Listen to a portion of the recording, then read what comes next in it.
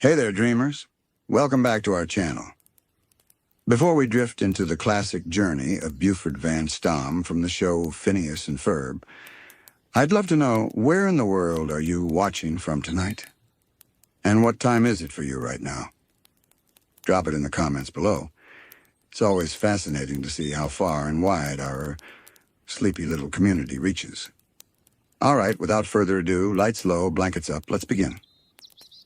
The day in Danville began as most summer days usually did, with sunlight spilling lazily across the neighborhood and the hum of distant lawnmowers filling the background.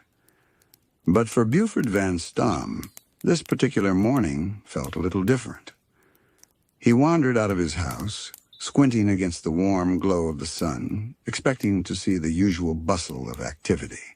Phineas and Ferb were often already knee-deep in their latest invention, hammering, sawing, or welding with an enthusiasm that seemed to defy the ordinary pace of summer. Baljeet was usually hovering nearby, clutching a notebook and nervously monitoring some fine detail, while Isabella and her fireside girls were often popping in to lend a hand. Today, however, the street was unusually calm. The familiar sound of clanging tools and Isabella's cheerful "what you doing" was nowhere to be heard. Even Perry, the quiet platypus, was missing from his usual spot by the Flynn Fletcher porch. Buford stood there with his hands stuffed into his pockets, shifting from one foot to the other. At first, he tried to play it cool. A scowl rested on his face, the kind he wore like armor. But beneath that rough exterior, he couldn't help but feel a little off balance. "Great," he muttered to himself, kicking at a pebble on the sidewalk. "What's a guy supposed to do when everybody's too busy to hang out?" The pebble rolled into the grass, and he stared at it for a long moment. Buford wasn't the kind of kid to admit to being lonely. He was a tough one, a so-called bully, who kept people on their toes. But the truth, which he rarely let anyone see, was that he liked being around his friends. They filled the summer days with laughter, even if half the time he pretended to be annoyed by their endless ideas. With nothing else to do, Buford ambled toward the neighborhood park. The walk was slow, his footsteps heavy but unhurried, as if the stillness of the day had already seeped into his bones. Birds chirped softly from the branches overhead, their songs threading through the warm air. When he reached the park bench near the duck pond, Buford plopped down and leaned back, arms crossed. The pond's surface shimmered with tiny ripples, disturbed only by the gentle paddling of ducks. For once, nobody was running around, nobody was shouting orders, nobody was chasing after some half-finished contraption. It was just him, the ducks, and the sound of leaves rustling softly in the breeze. Buford let out a long breath, almost a sigh, though he would never admit it. The unexpected quiet was strange, but in its own way, it wasn't so bad. Buford sat on the park bench longer than he expected. At first, he tried to distract himself, pulling a few blades of grass and tossing them into the air like tiny green confetti. When that grew dull, he leaned back and studied the sky. The clouds drifted lazily, white and soft against a blue that seemed endless. One of them looked suspiciously like a hot dog, and that made Buford smirk. "Figures," he muttered under his breath. "Even the sky's rubbing it in that I'm hungry." He thought about heading to the hot dog stand that sometimes set up near the corner of Maple Drive, but without Baljeet to complain about nutrition facts or Phineas to casually suggest building a hot dog launching rocket, the idea didn't seem as fun. Eating alone felt different, not bad exactly, just emptier. So instead, Buford stayed put, letting the hum of the day sink in around him. The ducks quacked softly, paddling in crooked lines across the pond. A dragonfly skimmed the surface, leaving tiny ripples in its wake. Somewhere nearby, a sprinkler ticked rhythmically, its spray catching the sunlight in glittering arcs. It was quiet enough that Buford began to notice things he usually overlooked. The way the leaves trembled when a breeze passed through. The faint smell of cut grass drifting from a yard down the street. Even his own breathing, slow and steady, seemed louder than usual. For someone like Buford, silence wasn't something he often sought out. He thrived on the noise of summer, the clang of inventions, the chatter of friends, even the occasional chaos when things didn't go according to plan. But in this rare pocket of stillness, he found himself thinking about what it meant to slow down. He tugged at the hem of his shirt, his brow furrowing just slightly. Guess this is what it's like when you're not the tough guy all the time, he thought. It's quiet, kind of nice, kind of weird. There was a certain comfort in admitting, at least to himself, that he enjoyed the calm. Buford wouldn't say it out loud, of course. If Baljeet or Isabella asked, he'd probably claim he was plotting his next prank or thinking about wrestling an alligator. But deep down, he knew there was something soothing about just being. As he closed his eyes for a moment, the warmth of the sun settled on his face, and a slow, almost reluctant smile tugged at the corners of his mouth. For the first time that day, Buford didn't feel bored. He felt at peace. The quiet sat around Buford like a blanket, heavy but not unwelcome. With no one around to distract him, his thoughts wandered. At first, they bounced toward silly things like how many hot dogs he could eat in a single sitting, or whether ducks secretly judged people for tossing bread that was too stale. But soon his mind settled on the people who usually filled his days. He thought about Baljeet first, because Baljeet was almost always nearby. The kid was nervous, sure, and talked way too much about homework. But Buford had a grudging respect for him. Baljeet never gave up, even when he was scared. Buford remembered a time when Baljeet stood up for him during a dodgeball game, shouting at the referee about fairness, while Buford himself just shrugged it off. That kind of loyalty stuck with him, even if he pretended not to notice. Then there was Phineas. Buford didn't always get what went on inside that kid's head who could keep up with all those ideas. But there was something about Phineas's endless optimism that made the summer brighter. He treated everyone like they were important, like they belonged in the grand scheme of whatever wild invention he was building. Even Buford, who sometimes acted too tough for his own good. Ferb was harder to read, but Buford liked that. Ferb didn't waste words, and Buford respected that kind of cool quiet. Sometimes Ferb's silence spoke louder than anything else. Buford remembered once when he got frustrated trying to hammer nails into a piece of wood, and Ferb had stepped in, not with advice, but by simply handing him the right tool. No words, just understanding. And Isabella, she was always cheerful, always asking questions.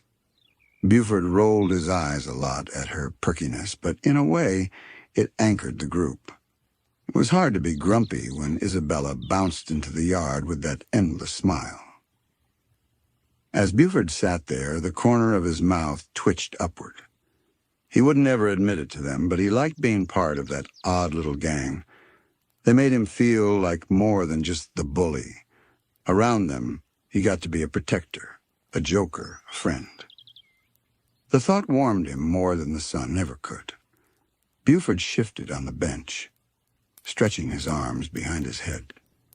The day didn't feel so empty anymore. Not when he thought of the people who filled it most of the time. Even in their absence, their presence lingered. A duck waddled closer, tilting its head at him. Buford chuckled softly. "What are you looking at, Featherface? Don't tell me you're waiting for breadcrumbs. Not today." But instead of shooing it away, he leaned forward, resting his elbows on his knees, watching the duck paddle back into the water. The simple movement was strangely calming. He felt connected somehow to the little rhythm of the pond, the slow, gentle pace of life. Buford realized he wasn't really alone. His friends were part of him now, tucked into his thoughts and memories, and even in the quiet, they were still there. The afternoon sun shifted slowly, stretching shadows across the park. The warmth of the bench seeped into Buford's back as he leaned against it, his posture loosening. For someone who liked to act tough, he looked surprisingly relaxed, as if the stillness had melted the rough edges away. He let his gaze wander again, this time tracing the gentle ripples of the pond. Each circle of water expanded, slow and steady before fading into the glassy surface. Watching it, Buford thought about how quiet didn't mean empty.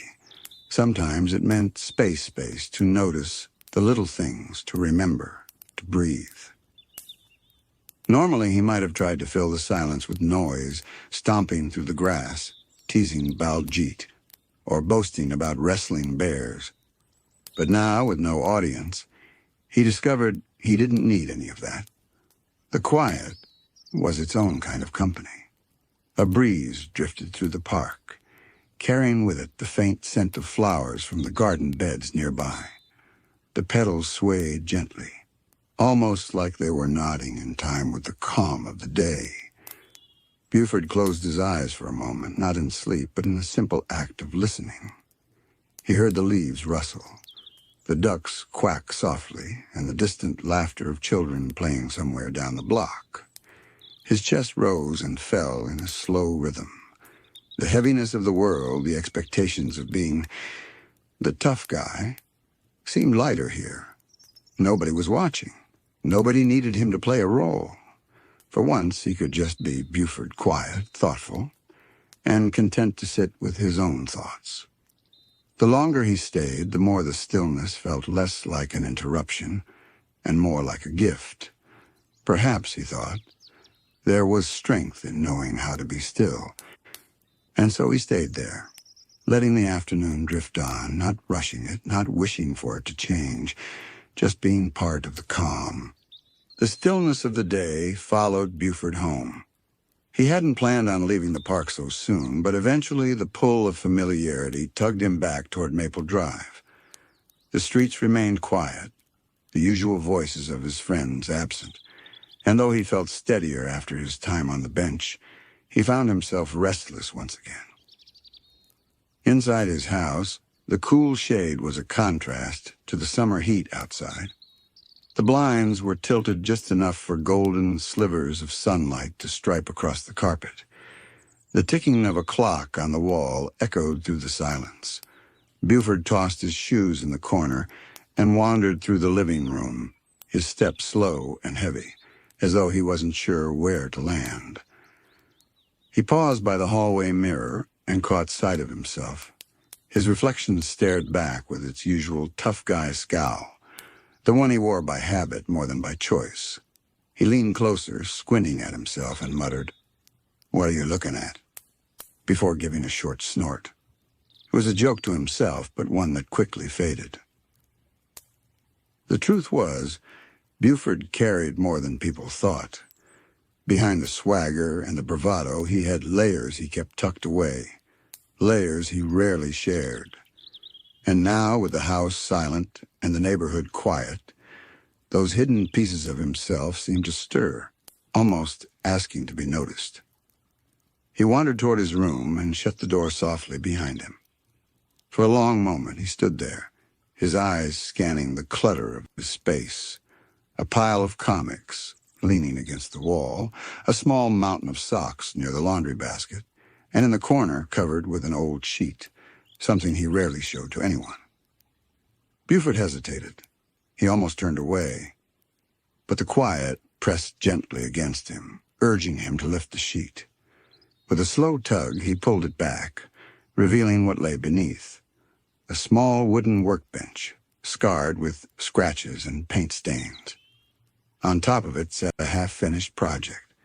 Tucked away from the world, a carved piece of wood shaped into something more than just a block. It was a small animal, though still rough around the edges. The ears weren't even, the tail was clunky, but the shape was unmistakable. a dog, its posture playful, as if ready to wag its tail. Buford reached out, his calloused fingers brushing against the grooves. A faint smile flickered at his lips. Wood carving wasn't something Buford ever bragged about. In fact, almost nobody knew. It wasn't tough. It wasn't loud. It wasn't the kind of thing that made people step back in awe. But for him, it was a secret place where the world slowed down. Each cut of the knife, each careful scrape, demanded patience. It was the exact opposite of his reputation. And maybe that's why it mattered so much. He sat down at the bench, pulling open the drawer to find his carving tools. They weren't anything fancy, just a set of hand-me-down chisels and a pocket knife he'd sharpened himself. He picked up the small block of pine beside the unfinished dog and studied it. The house was silent except for the creak of his chair and the faint rasp of steel against wood. Shavings curled away like tiny ribbons falling to the floor in soft piles. The smell of pine filled the room, clean and warm, mingling with the lazy sunlight.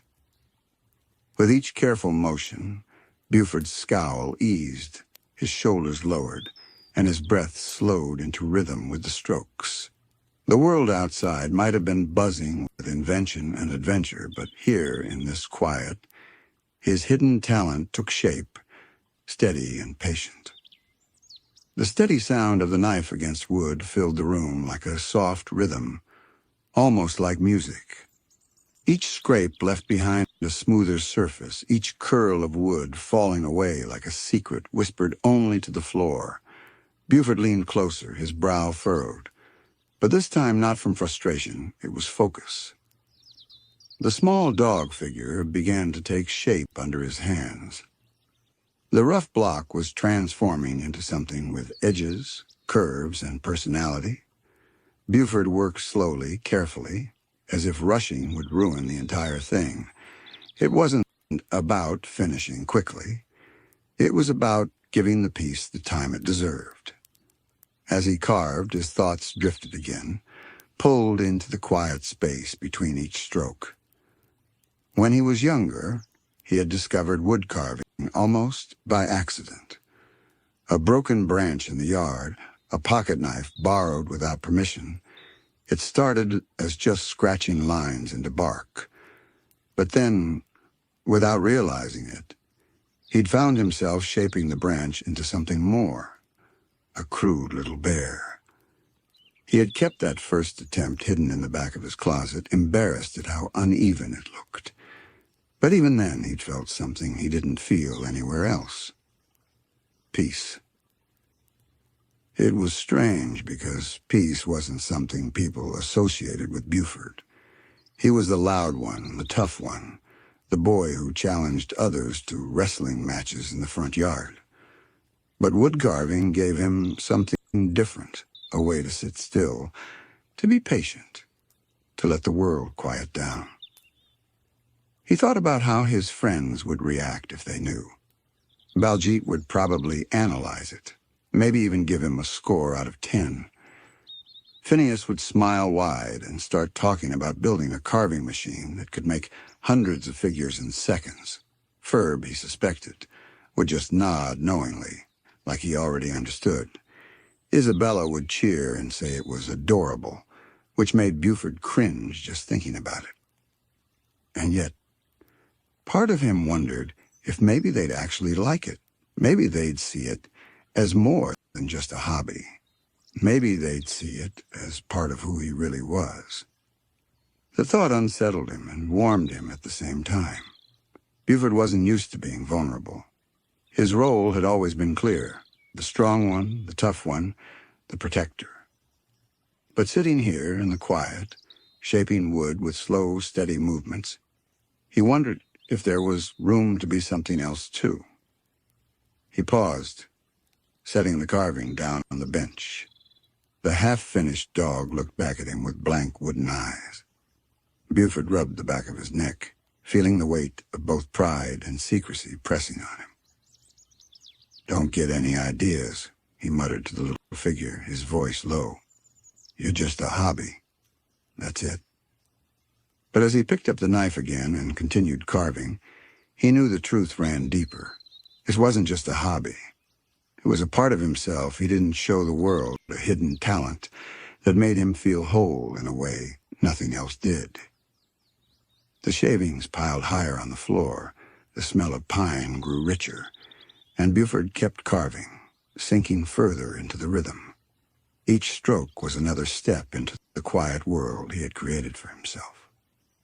As the small dog figure slowly took shape, Buford's mind drifted to the first time he'd actually shown one of his carvings to someone else. It had been years ago when he was younger and less careful about hiding things. He remembered sitting on the curb outside his house, whittling away at a crooked little block of wood. He hadn't noticed Baljeet passing by until it was too late. Baljeet, curious as ever, had leaned in, adjusting his glasses.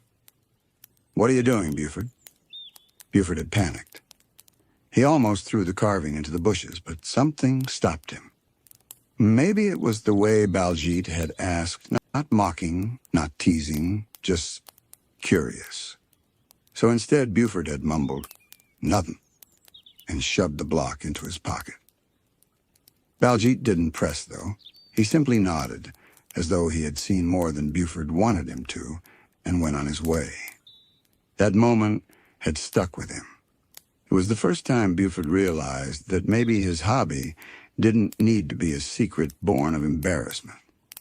Maybe it was okay that he liked something gentle. But still he had kept it hidden. Now, sitting at his bench with the sunlight soft across his shoulders, Buford wondered why. Why was it so hard to share this part of himself? Maybe because it didn't fit the picture people had of him. To most kids, Buford was the guy who teased Baljeet, who strutted around with a tough guy swagger. Showing them this quiet side, the careful, patient side, felt like peeling away armor he'd worn for years. The knife scraped against the wood, steady and soft. He focused on shaping the ears of the little dog, making them even, smoothing the rough edges. It reminded him of something his grandma once said when she caught him carving in the backyard. She had smiled gently, her voice calm as she told him, "Every rough piece of wood has a smoother shape hidden inside, Buford. You just have to be patient enough to find it." He hadn't forgotten those words. At the time, he'd rolled his eyes, embarrassed that she had caught him. But now, years later, they echoed in his head with a quiet truth. Buford wasn't sure if she had been talking about the carving or about him. Maybe both. The little dog figure was starting to look alive now, its shape clear, its stance playful. Buford set it down on the bench and brushed the wood dust from his fingers. His chest felt strange, not heavy, but full. He leaned back in his chair, staring at the figure. And for a moment, he let himself imagine showing it to his friends. He pictured Phineas grinning, Ferb nodding silently, Baljeet offering a clumsy compliment. He pictured Isabella calling it adorable, which made him groan, but not in a bad way. The thought warmed him more than he expected. Buford reached for another block of wood. His hands itched to keep going, to see what else he could shape, what else was hidden in the grain and knots. The sun had dipped lower in the sky, painting the workshop in shades of gold and amber. Dust motes drifted lazily in the air, catching the light like tiny sparks. Buford sat quietly, holding the finished carving in his hands. The little dog figure was simple, not perfect, but there was something warm about it. Its rounded ears, its playful stance, the way its tail curled just slightly at the end, it felt alive in a way Buford couldn't explain. He turned it over in his hands, brushing his thumb over the smooth surface. For once, he didn't feel the urge to hide it. Instead, he set the figure gently on the shelf above his bench, where a few other carvings already rested: a bird with wings spread, a turtle with a curved shell, a clumsy-looking bear. Each one carried a memory. Each one was a piece of himself, quietly shaped and kept safe. Buford leaned back in his chair and let out a long breath. The silence around him wasn't heavy, it was comforting, like a blanket wrapped around his shoulders. The steady rhythm of carving had slowed his thoughts, softened the edges of his day. He thought again about his friends. Maybe one day he'd let them see this side of him. Maybe one day he'd set one of these figures on the picnic table in Phineas's backyard and wait for someone to notice. Maybe they'd laugh, or maybe they'd be impressed. Either way, it wouldn't matter as much as it used to. Because here, in this quiet space, Buford had already proven something to himself. He wasn't just the loud kid or the bully or the tough guy who always had to be in control. He was patient. He was careful. He could create something gentle with his own two hands. And as he sat in the fading light, watching the little dog figure rest proudly on the shelf, Buford realized something simple and true. This hidden talent wasn't just a secret hobby. It was part of who he was. The room settled into stillness again. The scent of pine lingered in the air, the last rays of sunlight slipping away. Buford didn't mind the darkness creeping in. He didn't need the light right now. The carving was finished, and so was the day's work. That was enough. The summer evening was warm, the kind of warm that lingered gently on the skin like a soft blanket. The sky above Danville stretched wide and calm, streaked with the fading colors of sunset. The other kids had gone home for dinner, and the backyard where Phineas and Ferb built their daily inventions was quiet for once. Buford sat on the back steps, arms crossed, pretending to be bored. He kicked a pebble across the yard and watched it roll into the grass. On the surface, it looked like he was doing nothing, just killing time until someone came up with the next big idea. But the truth was, Buford was listening. He always listened. He could hear Baljeet fussing from the other side of the fence, muttering about unfinished homework. He caught the faint sound of Isabella laughing with some of the fireside girls a few houses down. Even the distant hum of a lawnmower reached his ears. Buford wasn't one to admit it, but he paid attention to these details because they told him where his friends were and whether they were okay. That was Buford's way. He wasn't always gentle about it, but when you were his friend, you stayed his friend. He would tease you, sure, he would challenge you, absolutely. But he would also stand up for you when it mattered, whether anyone noticed or not. He remembered a time when Baljeet had been cornered by older kids at the park. They weren't doing anything too serious, just laughing at him for carrying around a stack of math books, calling him names Buford didn't care to repeat. Normally, Buford would have joined in, but something about the way Baljeet looked that day, shoulders tight, eyes cast down, clutching his books like they were a shield, had struck him differently. Buford hadn't said a word.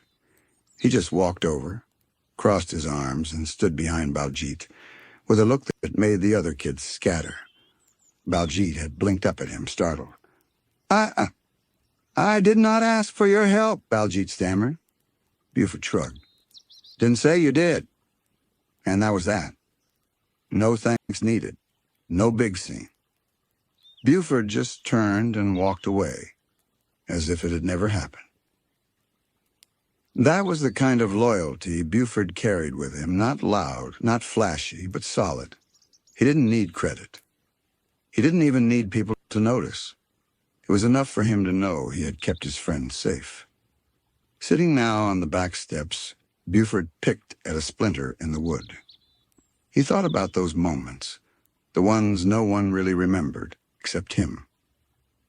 Phineas and Ferb were always busy dreaming up new adventures. Baljeet was always focused on his grades, Isabella was always organizing, and Candace was always trying to bust them. Everyone had their role.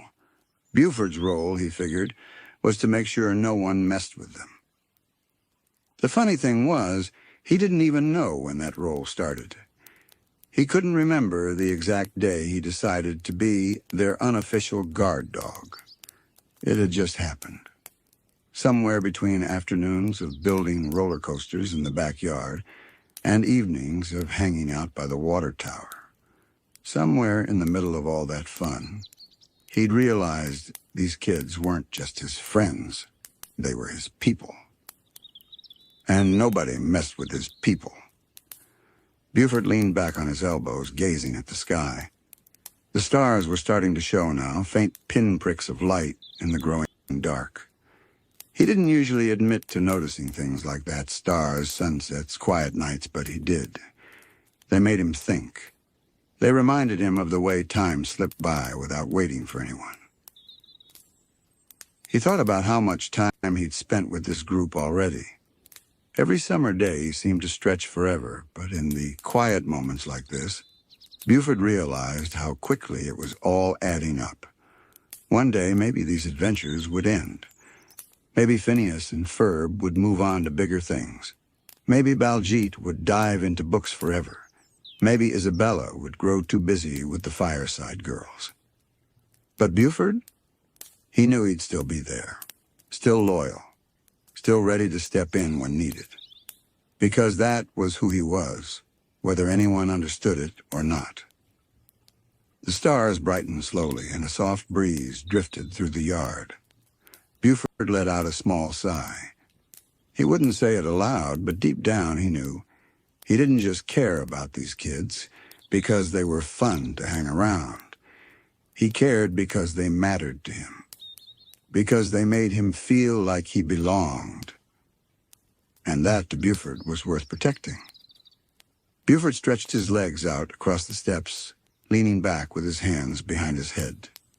The night air carried the smell of fresh-cut grass, and the hum of crickets filled the quiet gaps where laughter usually rang out.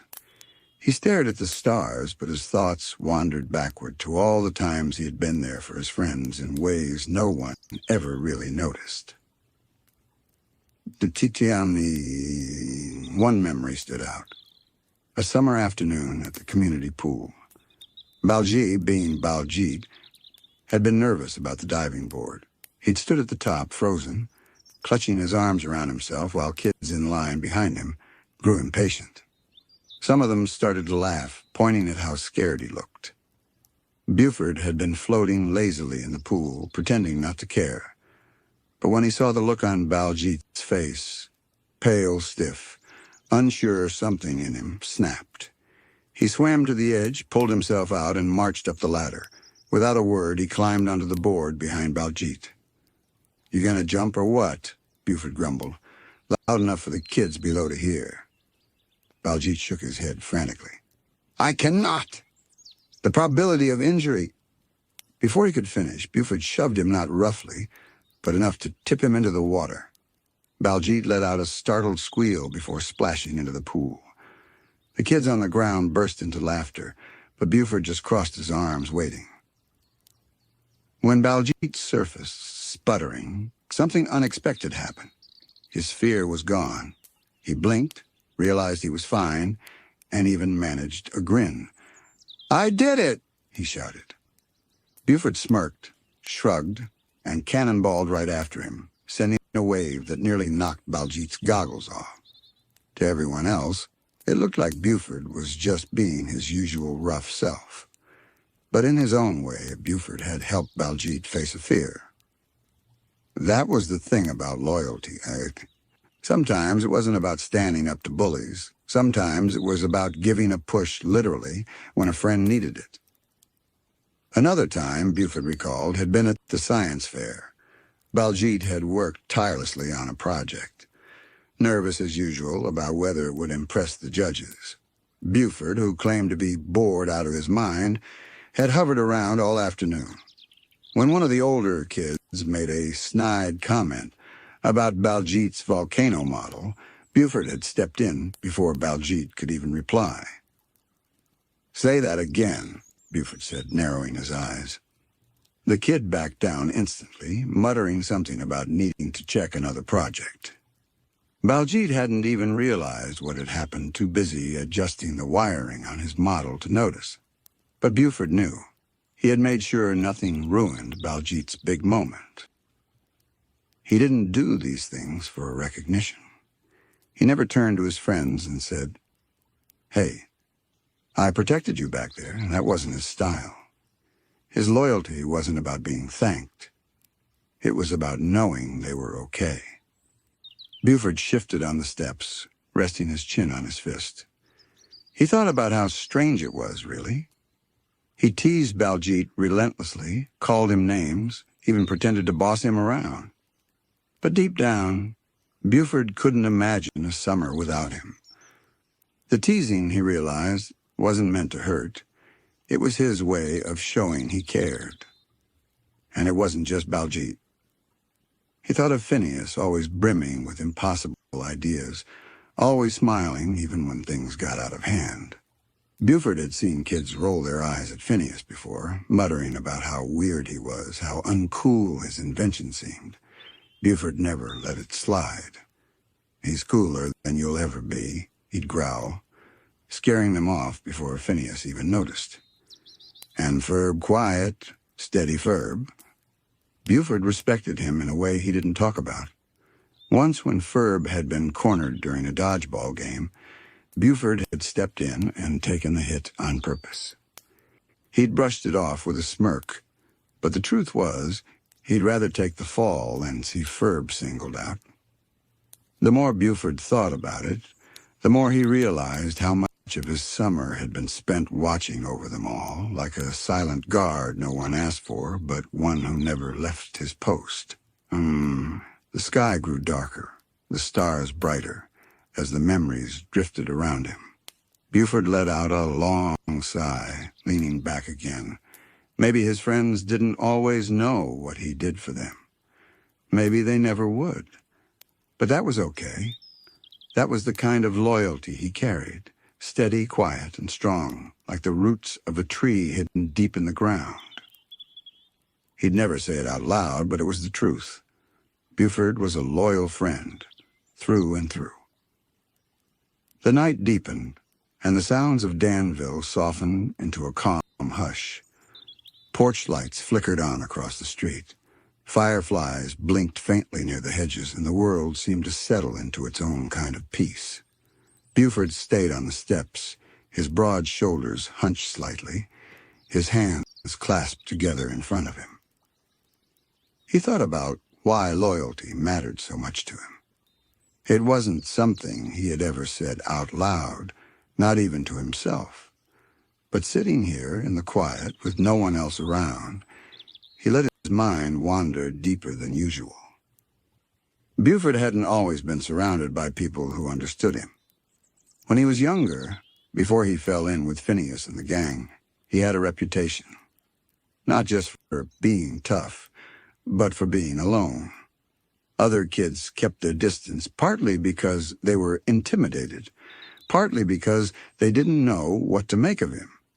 He had leaned into that role, calling himself the bully, because it was easier than admitting he wanted something else.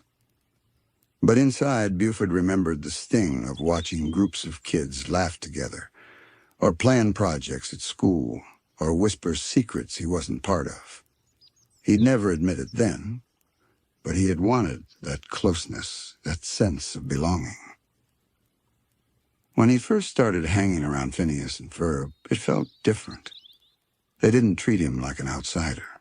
They didn't flinch when he teased Baljeet, or roll their eyes when he acted tough. Instead, they welcomed him in their own easy way. Phineas would clap him on the back, Ferb would give him a silent nod, and suddenly, Buford wasn't standing on the edges anymore. He was part of something. That was when loyalty became important to him because, for the first time, he had something worth protecting. He thought back to one particular summer day. They had all been in the backyard, building a giant marble run out of tubes, ramps, and spinning wheels. Buford had been pretending to complain, muttering that it was boring and too complicated. But inside, he had been grinning, because no one else would ever think to spend a whole day doing something like that.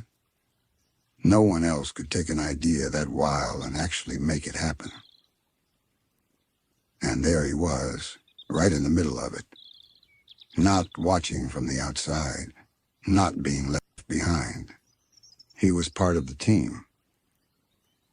That feeling of being included, of being seen, was something Buford never wanted to lose.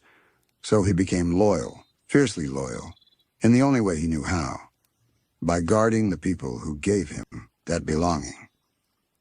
He rubbed the back of his neck, staring out at the quiet yard. Maybe that was why he teased Baljeet so much. Not because he didn't like him, but because he liked him enough to want to keep him close. Teasing was easier than saying, "You're my friend, and I'd do anything for you." Buford wasn't built for speeches like that. He was built for action, for showing it in ways that didn't need words. The memories kept coming, small but vivid. Helping Isabella carry boxes for a Fireside Girl project when no one else was around. Guarding the end of the line during one of Phineas's wild scavenger hunts, making sure no one got left behind. Even standing beside Ferb in comfortable silence during long afternoons, just so Ferb wasn't alone. Buford realized he wasn't just loyal because it was who he was. He was loyal because he knew what it felt like to not have anyone. And he never wanted his friends to feel that way.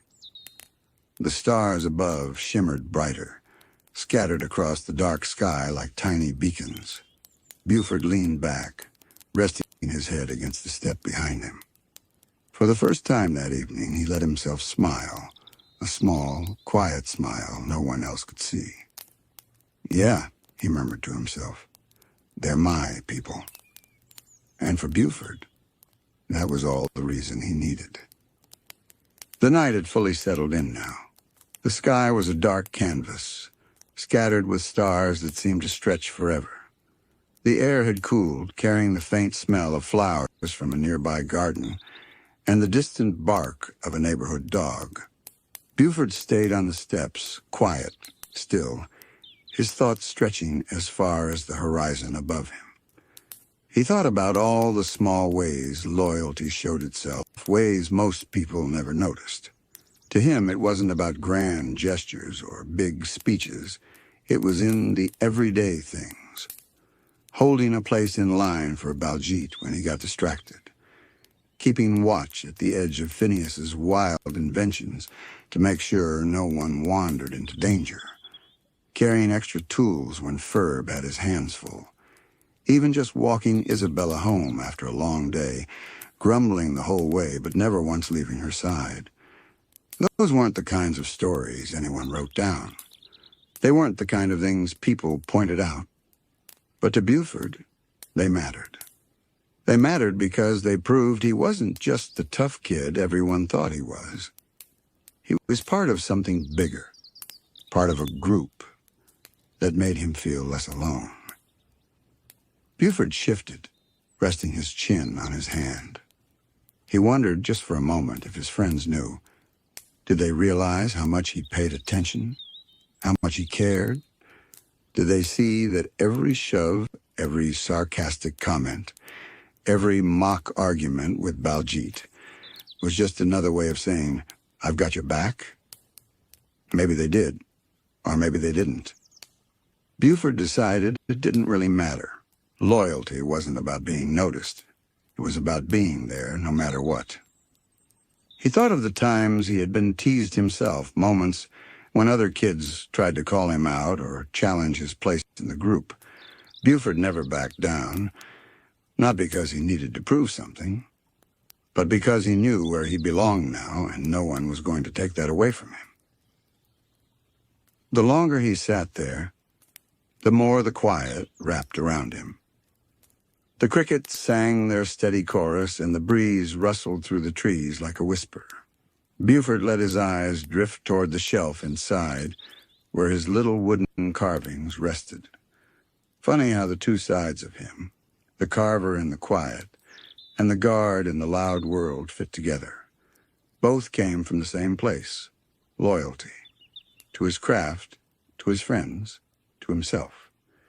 Buford leaned back until he was lying across the steps, staring up at the stars, his arms folded behind his head and a small grin tugged at the corner of his mouth. He didn't need to say it out loud, didn't need to announce it to anyone. But the truth was there, steady and unshakable. He would always be a loyal friend. When Phineas came up with another wild idea tomorrow, Buford would be there. When Baljeet overthought his way into a panic, Buford would be there. When Isabella called for help or Ferb needed backup, Buford would be there. Not because anyone asked, but because that was who he was. The stars above glimmered brighter, 1,000 silent witnesses to his promise. Buford closed his eyes, letting the calm of the night wash over him.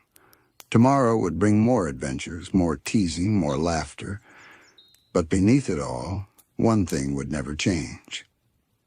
Loyalty was in his bones, and he wasn't about to let go of it.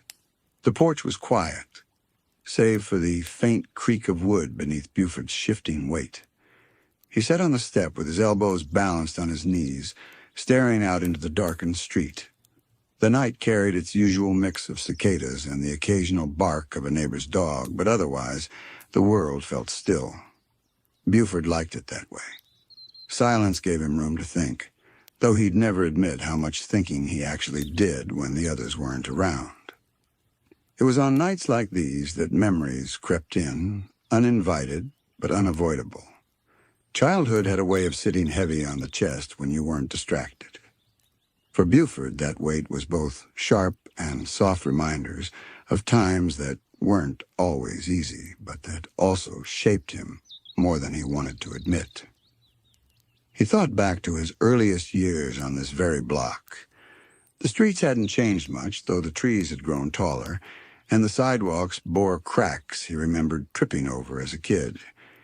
He could still picture himself, younger and shorter, with a mop of hair that refused to behave, trying to look tough, even when no one was watching. Buford had learned early on that being strong, or at least appearing strong, was the surest way to keep people at bay. If they thought you were mean, they wouldn't notice the parts of you that were lonely.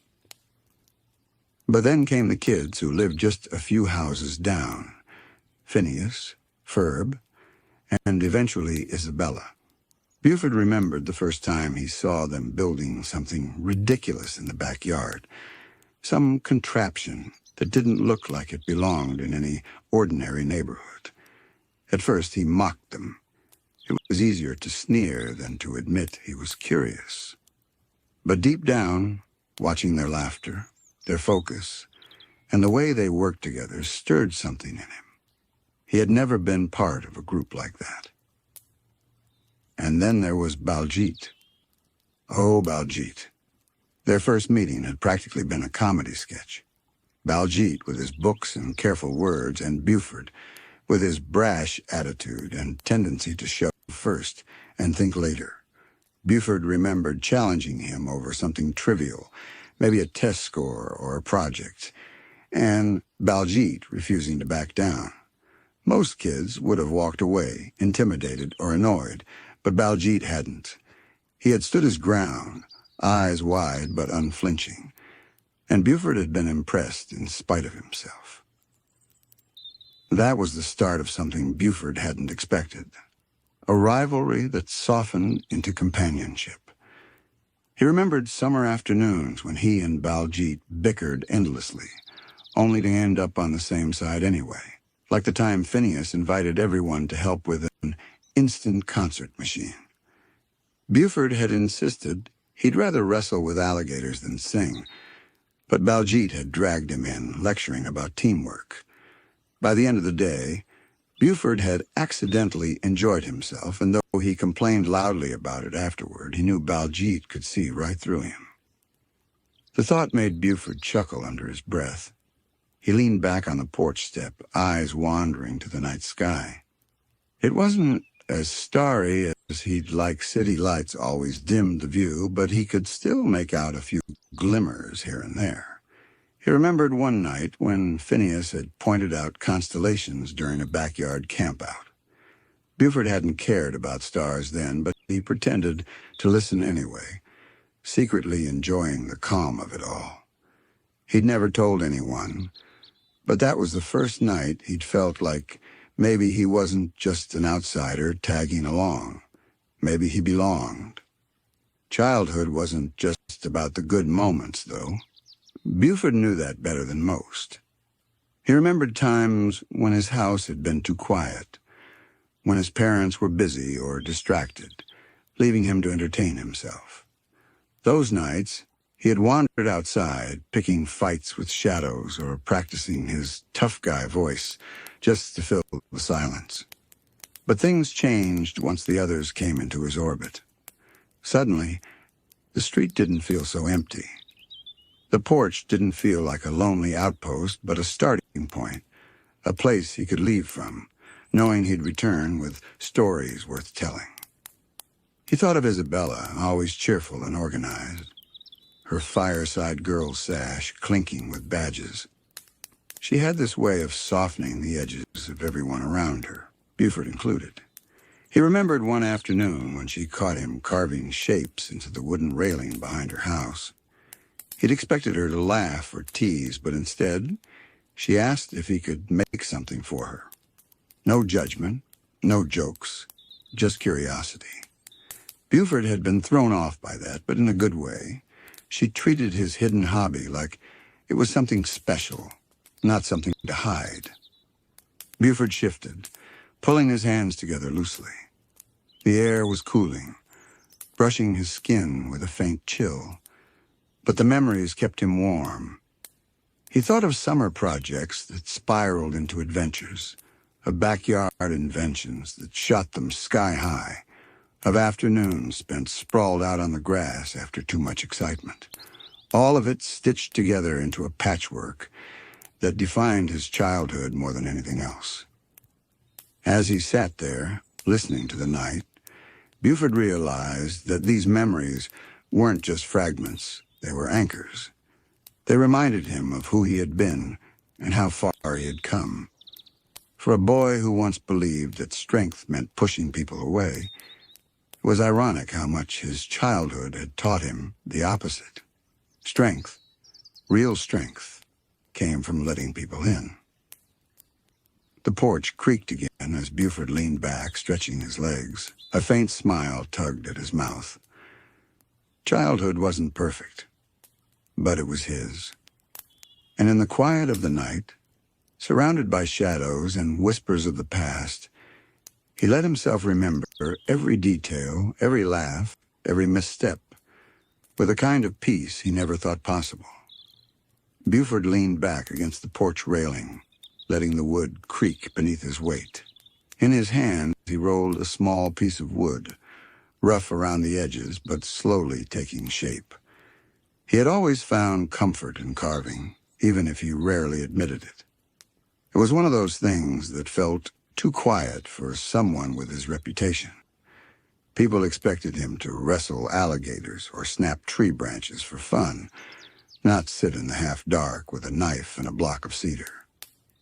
The blade flicked gently, shaving thin curls that drifted onto the porch floor. He watched them gather by his boots, pale ribbons catching the dim porch light.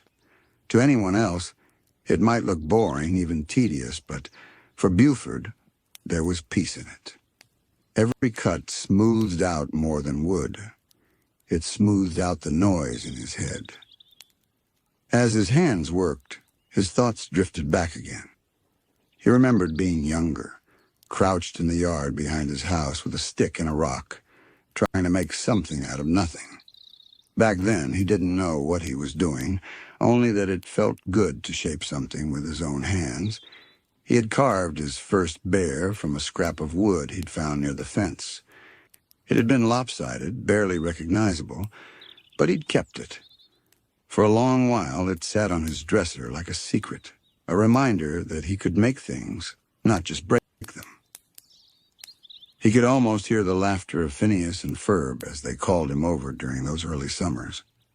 At first, he had shown up just to mock them, tossing in sarcastic comments while they hammered and bolted together impossible contraptions. But it never took long before Buford's curiosity betrayed him.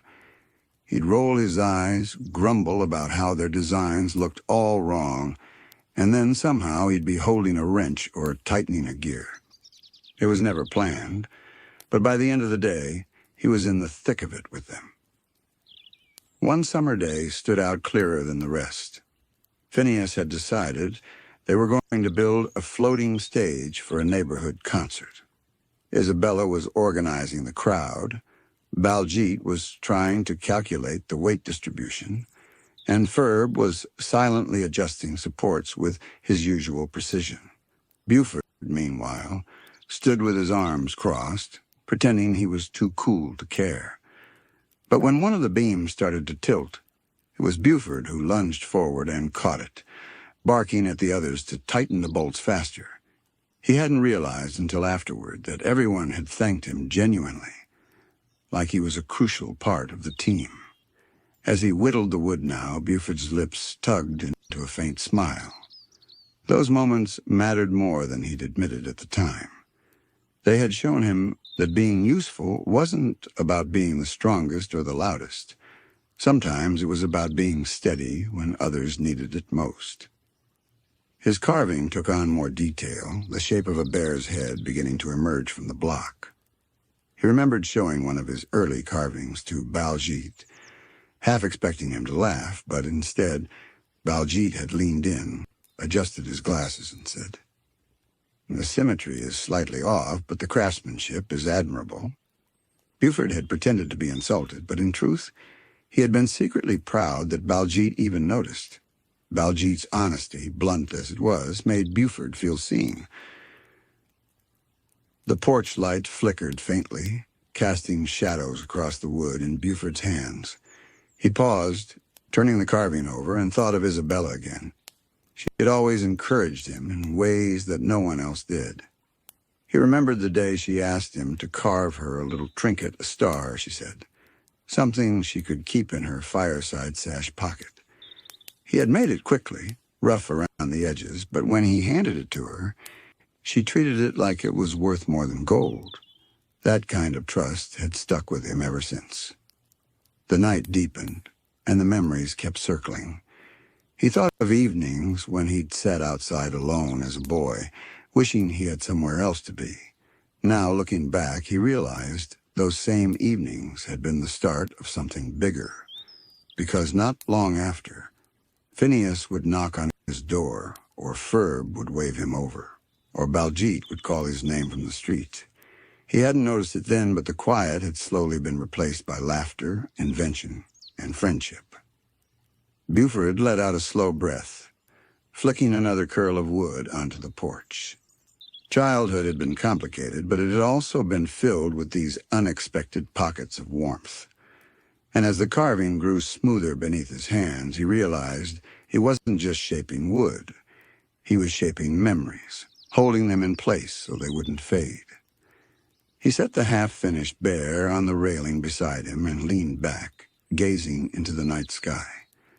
The stars were faint, but they were there, steady as always, just like the friendships that had carried him through.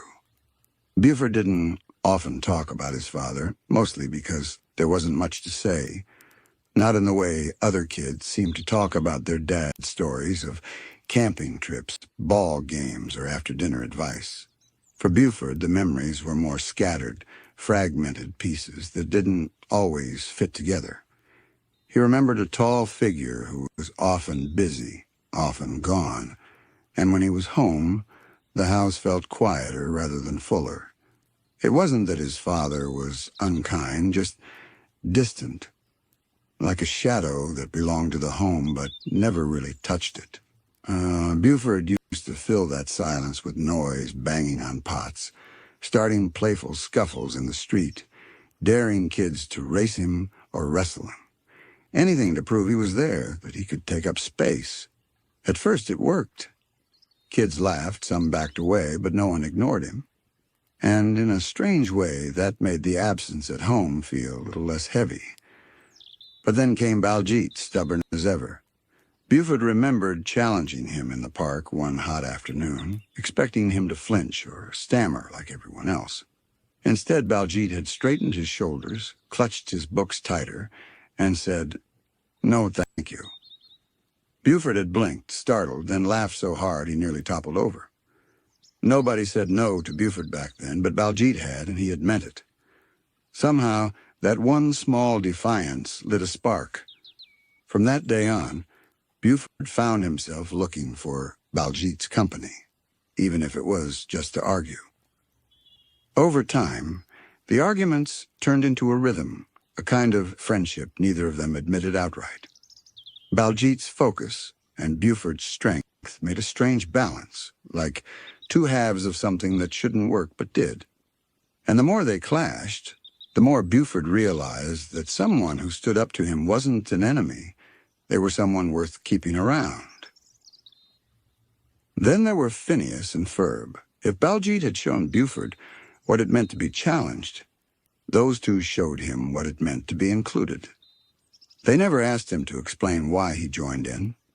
They never questioned his roughness or teased him for pretending not to care. They just handed him a tool, or asked him to lift something heavy, or gave him a role without hesitation. It wasn't charity, it wasn't pity, it was trust, pure and simple. One memory stood out. The day they built a massive roller coaster that wound through the whole neighborhood. Buford had shown up midway, fully expecting to mock the idea. But when the track started to sway and panic rippled through the group, it was Buford who threw his weight against the supports, steadying them until Ferb tightened the bolts. Later, when the ride finally whooshed through the air and the kids screamed with delight, Buford found himself laughing too. It was wild, reckless, and perfect. And afterward, Phineas had clapped him on the back like he'd been part of the plan all along. A simple gesture had meant more to Buford than he could ever admit. Isabella's kindness came in a different form. She had a way of softening his sharp edges, not by calling them out, but by looking past them. He remembered the day she found him sketching designs in the dirt with a stick, shapes he didn't want anyone to see. Instead of teasing, she had crouched beside him and asked what he was building. Buford had mumbled something about just doodling, but Isabella nodded as though he had explained everything. That small moment stuck. She didn't laugh, she didn't pry, she just accepted. To Buford, that was rarer than any badge she wore. Thinking about all of this, Buford realized that childhood wasn't just about the moments you had, but the people who filled them. His friends had become the voices that echoed louder than the quiet at home, the laughter that pushed away the emptiness. He used to believe he had to carve his place in the world with fists and challenges. But his friends taught him there were other ways that didn't leave him alone when the fight was over. He shifted on the porch, letting the night air brush cool against his skin. The carving on the railing caught the light, and Buford turned it over in his hands again. He thought of his father then, distant and hazy in memory, and realized something surprising. He wasn't angry. Not anymore. The gaps in his childhood had been filled by the family he chose, the ones who laughed and fought and built alongside him. Maybe his father hadn't given him much to hold on to, but his friends had given him more than he could have asked for. Buford breathed out slowly, setting the carving down again. Childhood had been messy, but in the middle of all the rough edges, there had been light, warmth, and a sense of belonging. And sitting here now, he couldn't deny that it had shaped him into more than he ever thought possible. Buford's gaze lingered on the street beyond the porch where the streetlights spilled faint pools of yellow across the pavement. The shadows stretched long, bending around parked cars and the hedges of neighbors' yards. The night was quiet, save for the hum of insects and the occasional rustle of leaves. Buford let the stillness settle over him, neither rushing it away nor trying to fill it with words. He had learned slowly that quiet wasn't always a bad thing. As a boy, silence had felt heavy, like an unwelcome reminder of all the things missing at home. But tonight it was different. Tonight the quiet gave him room to remember, and not just the sharp, lonely parts, but the softer ones, too. He thought of Baljeet and all their endless arguments. At first, they were nothing but banter and stubborn pride, two voices clashing until one of them gave in. But underneath it, Buford realized there had always been something else: respect. Baljeet never backed down, never folded, just because Buford tried to act tough. And over time, that taught Buford something he didn't even know he needed: that strength wasn't just about who could shout louder or push harder. Sometimes strength was standing firm with nothing but words. Sometimes strength was refusing to walk away. He thought of Phineas and Ferb, their boundless energy spilling into every corner of the summer. They dreamed up the impossible and somehow made it real. For a boy like Buford, who had always felt a little rough around the edges, their creativity was like an open door. They didn't ask him to change, didn't tell him to tone down his sarcasm or hide his temper. They just gave him a hammer or a rope or a place to stand and let him belong. It was simple, but it mattered. They made him feel like he was part of something bigger, not a sidekick, not a tag-along, but a teammate. And Isabella. Buford smirked a little as her face drifted into his mind. Always cheerful, always determined, but never insincere. She treated everyone as though they were important, even him, especially him. Where others might have rolled their eyes at his carving or laughed at his doodles, Isabella had looked at them like they were worth something. She had a way of making people believe in themselves even when they didn't want to. Buford hadn't asked for that kind of encouragement, but he realized now how much it had shaped him. His thoughts turned back to childhood in general, those long summers filled with invention, rivalry, and laughter. He could almost hear the clatter of tools in Phineas's backyard, Baljeet's exasperated sighs, Isabella's laughter carried on the wind. For years he had thought of himself as the outsider crashing their adventures. But when he looked back now, he saw something different. He hadn't been crashing anything. He had been invited in, time and time again, and each memory stitched him more firmly into the fabric of that childhood. Buford reached for the small carving on the railing the bear he had been shaping earlier. Its surface was smoother now, the edges more defined. He turned it over in his palm, feeling the weight of it. To anyone else, it was just a piece of wood. But to Buford, it was more than that. It was a reminder that he could create, not just destroy. It was proof that he carried more inside him than most people realized. He thought back to the boy who had carved his first wooden bear in secret, hiding it away so no one could see. That boy had been afraid of being laughed at, afraid of showing softness in a world that expected toughness. Now, sitting here in the dark with years of memories behind him, Buford understood something he hadn't before. The carvings weren't just about wood. They were about him, about holding on to the parts of himself that mattered, even when they didn't fit the image he thought he had to keep. A breeze swept through, rattling the leaves of the nearest tree. Buford lifted his eyes to the sky. The stars were faint, barely visible against the city's glow, but a few still twinkled stubbornly above. He let his gaze rest on them, steady and calm. Childhood had been messy, complicated, and sometimes lonely. But it had also been filled with laughter, with challenges, with friendships that had shaped him more than he realized. Buford placed the carving gently back on the railing, where it caught the light from the porch lamp. He folded his arms and leaned back, a small smile tugging at his lips. The memories would always be there, the tough ones and the good ones. And together, They told a story of a boy who learned that strength wasn't about being feared, but about being part of something greater. For the first time in a long while, Buford felt no urge to push the thoughts away. He let them stay, let them settle, like companions on the porch. Memories of childhood, imperfect, precious, and wholly his. The night in Danville had a way of feeling different from the day. During daylight, everything buzzed. Neighbors mowing lawns, kids shouting as they rode bikes, the faint rattle of construction somewhere in the distance. But when the sun dipped low and shadows stretched across the sidewalks, the neighborhood seemed to exhale. Houses glowed with quiet lamplight, streets hummed faintly under the streetlights, and the air cooled just enough to carry the scent of freshly watered grass. Buford stepped onto the familiar pavement with his hands shoved into his pockets, glancing left and right.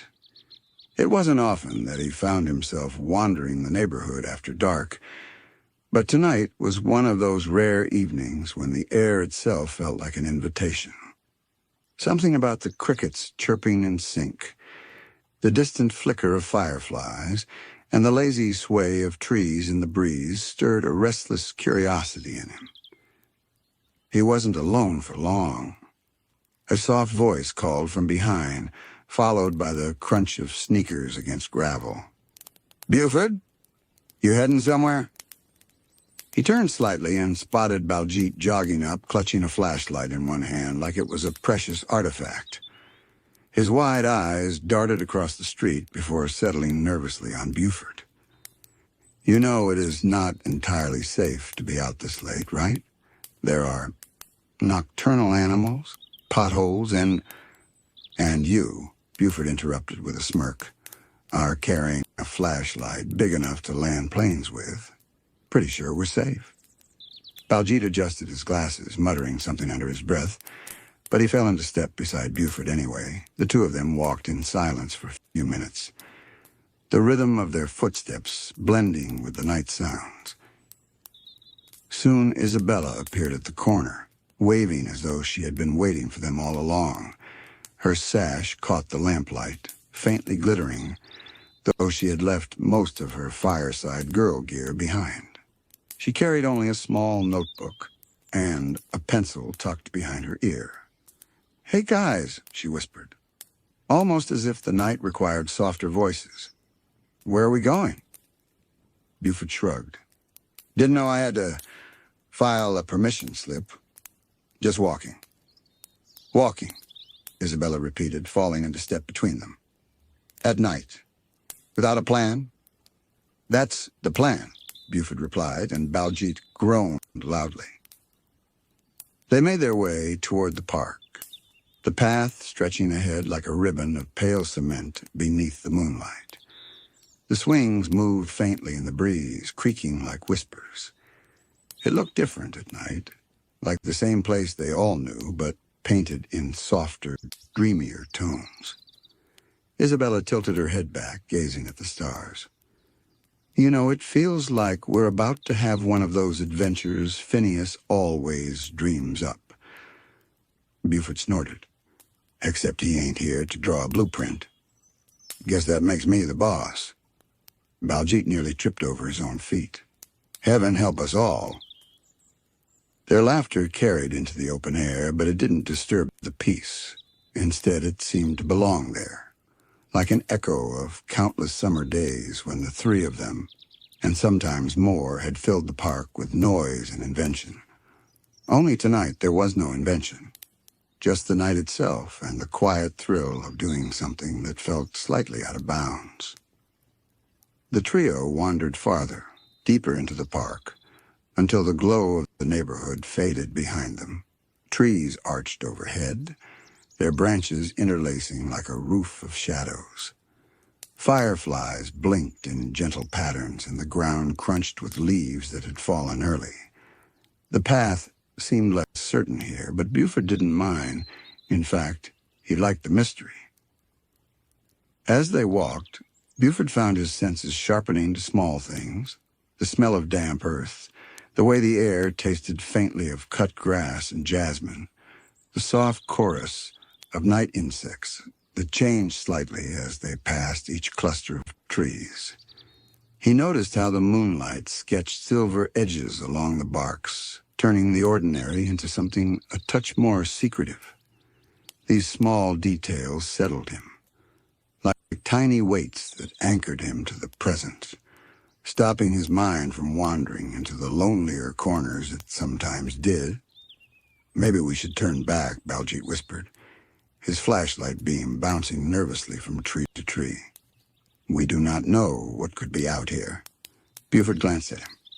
"What, you scared of squirrels?" "No," Baljeet answered indignantly. "But raccoons are nocturnal, and you know how sharp their claws." "Relax," Isabella said, gently nudging him. "It's just the park. Besides, it's kind of magical, don't you think?" And in that moment, Buford had to agree. The night wrapped around them like a blanket, full of secrets but not threatening. It wasn't loud, it wasn't chaotic. It was the kind of adventure that didn't need roller coasters or jetpacks, just friends, the sound of their footsteps, and the mystery of what lay just beyond the next bend. The path curved and dipped as they continued, each turn revealing something that felt new in the dark. By day, the park was ordinary, full of running kids, barking dogs, and the smell of sunscreen wafting from families stretched out on blankets. At night, though, it felt like another world entirely, one hidden from the ordinary bustle. Buford shoved his hands deeper into his hoodie pocket, listening to the crunch of gravel beneath his sneakers. His eyes scanned the shadows, not with fear, but with the alertness of someone who wanted to notice everything. A moth darted past his shoulder, illuminated for a second by Baljeet's flashlight beam before disappearing into the black. The sound of distant water, maybe the fountain at the park's center, maybe a creek, drifted on the air. Isabella had slowed her pace. She trailed her fingers along the rough bark of a tree as they passed it. Her gaze lifted upward to where the branches reached for the sky. "It's so strange," she murmured. "The same park, but it feels secret, like it belongs to us now." Buford tilted his head, smirking. "Guess the squirrels clocked out early." Baljeet groaned, shining his flashlight over another bush. But then he paused, lowering it slightly. "You know," he said slowly, "when I was younger, I always imagined there were hidden passages here at night. Like if you stepped between the right trees, you would find a tunnel or a glowing door." Buford raised an eyebrow. "You? Imagining stuff? That's new?" Baljeet adjusted his glasses, blushing faintly. "Just because I like numbers and science does not mean I cannot dream. I just usually keep it practical." Isabella grinned, brushing back a strand of hair. "That's not silly, Baljeet. I kind of like the idea. Who knows? Maybe the night has its own kind of invention." They all fell silent at that thought, letting it hang in the air as they moved deeper into the park. The lamps that lined the main path had thinned, leaving longer stretches of shadow. The moonlight pooled between the trees, silvery and soft, and the crickets seemed to grow louder the farther they walked. Finally, the sound of water grew stronger. They followed it until the path opened into a small clearing, and there it was, the fountain, its spray glistening under the moon. In the day, it looked ordinary, a fixture surrounded by benches. But tonight the water shimmered with reflected starlight, and the mist glowed faintly in Baljeet's flashlight beam. "Wow," Isabella breathed. "It's beautiful." They approached slowly, as though stepping closer might disturb whatever spell the night had woven. Buford leaned against the cool stone edge, looking down at his faint reflection. It rippled with each splash of the fountain. Something about it felt calming, like the water carried all the noise of the day away. For a while, none of them spoke. They simply sat, Isabella sketching lazy lines in her notebook, Baljeet tinkering with his flashlight, Buford stretching out with his arms folded. The night wrapped around them in silence, comfortable and heavy with meaning. Then Isabella broke it softly. "Do you ever think about how different we all are?" Buford cracked an eye open. "What's that supposed to mean?" "Well," she said, tapping her pencil against the notebook. "I mean, Phineas always has plans. Ferb barely speaks, but when he does, it's smart. Baljeet's the brains, you're the... oh, well, the muscle?" Buford offered, with a crooked grin. She smiled back. "The heart, actually. You pretend to be all tough, but you're the one who shows up. Always." Buford looked away quickly, staring at the water as though it suddenly fascinated him more than anything. He didn't like compliments, but he also didn't want to ruin the moment. Baljeet cleared his throat. "I think what Isabella means is that somehow, even with all our differences, we fit together. Like one of Phineas's projects, each part matters." The thought lingered with them. In the stillness of the night, it seemed larger, truer. Buford found himself thinking back on summers past on roller coasters built in backyards, space adventures, and afternoons spent doing nothing but feeling like they mattered. Maybe Isabella was right. Maybe this, too, was its own invention. And as the minutes stretched, Buford caught sight of something glinting near the fountain's base, a small coin, half buried in the stonework, catching a sliver of light. He reached down and picked it up, turning it over in his palm. It was plain, a little worn, but it felt oddly significant in that quiet clearing. He pocketed it, deciding to keep it as a small token of the night. As they lingered by the fountain, the conversation drifted to small, silly things, a competition about who could find the oddest-shaped leaf, and a debate over whether glow-in-the-dark paint would improve the park's aesthetics, and an argument about the correct way to toast marshmallows without setting them on fire. Their laughter was softer now, threaded with contentment rather than the loud bravado of day games. Each chuckle felt like another stitch in a patchwork that would one day be the quiet fabric of a shared memory. Baljeet eventually pocketed the flashlight and folded his hands in his lap, looking calm in a way Buford rarely saw. The three of them sat a while longer, the water's breath sighing in rhythm with their heartbeats. None of them wanted to be the first to leave. It was as if the night had wrapped them in a private world, tucked just beyond the reach of ordinary time. The fountain's gentle spray faded behind them as they wandered onward, drawn by curiosity more than direction. The paved path narrowed, then gave way to dirt worn down by countless footsteps. Ahead, the trees grew closer together, their branches like woven arms sheltering the ground below. Moonlight seeped through in slivers, turning leaves into silver coins that fluttered on the earth. Buford led the way now, his stride unhurried but steady. He liked being at the front. It wasn't just about toughness. It was about knowing that Isabella and Baljeet followed behind. Something about having them close filled him with a quiet, unspoken responsibility. The soundscape shifted. Crickets remained, but they were joined by the rustle of small creatures darting through underbrush. An owl hooted somewhere high above, its call echoing between the trunks. Baljeet's flashlight beam jumped nervously from side to side, catching glimpses of glowing eyes that quickly vanished into the dark. "Maybe," Baljeet whispered, voice tight, "this was not the best idea." Buford turned slightly, smirking. "What's the matter? Scared of fluffy bunnies?" Baljeet huffed but didn't answer. Isabella chuckled softly, though even she glanced over her shoulder now and then. Still, none of them suggested turning back. The pull of adventure, gentle and unplanned, was too strong. Eventually, the trail curved and opened to a place they hadn't noticed, before a small wooden bridge spanning a shallow stream. The water caught the moonlight, rippling silver as it flowed.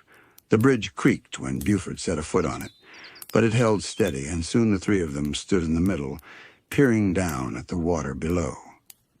Isabella leaned over the railing, her hair tumbling forward as she whispered, "It looks like liquid starlight."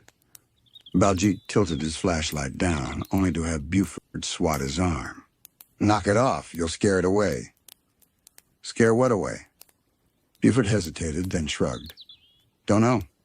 Doesn't it feel like something lives here? Like, if we're quiet enough, we'll see it." Isabella's eyes sparkled at that thought. For a long moment, the three of them simply listened.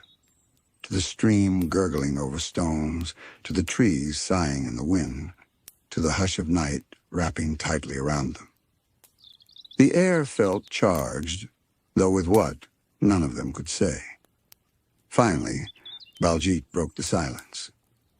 "You know, back in India, my grandmother used to tell me stories about rivers that glowed under the moonlight. She said they were bridges for spirits to travel across." Isabella leaned closer, intrigued. "That's beautiful." Buford shifted uncomfortably, but not because he disliked the story. Something about it stuck to him. Made him think about his own family, the way his father was often gone. The way home sometimes felt too empty. He didn't say anything, but he gripped the railing tighter. The night deepened around them. The crickets quieted briefly, as though the forest held its breath. Then, just as quickly, the sound returned, richer than before. Buford let out a slow breath he hadn't realized he was holding. "Guess your grandma knew what she was talking about," he muttered. Baljeet smiled faintly. "Maybe." They crossed the bridge and followed the stream for a while, moving slower now. Every twist and turn revealed something small but wonderful. A patch of glowing mushrooms clinging to a damp log. A family of fireflies rising like sparks from the grass. The glimmer of fish darting beneath the water. None of it was loud or spectacular. Yet together, in the stillness of night, it all felt extraordinary. At one point, Isabella stopped them, scribbling in her notebook by moonlight. "I want to remember this," she explained. "Not just the sight, but the way it feels." Buford leaned on a tree, watching her. He didn't say anything, but deep down he understood. This wasn't the kind of night you wanted to forget. As they walked, Buford noticed small signs that others had been there before. Initials carved into the underside of a bench, a weathered ribbon caught on a branch, the faint remnants of an old campfire ring. He imagined the stories those marks hinted at of other kids passing through, making memories of their own. That thought made him feel connected, part of a long, quiet string of nights like this one. They slowed, savoring each step, each soft sound.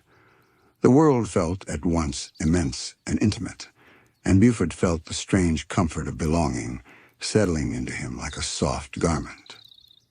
The forest thinned slowly, as if reluctant to let them leave.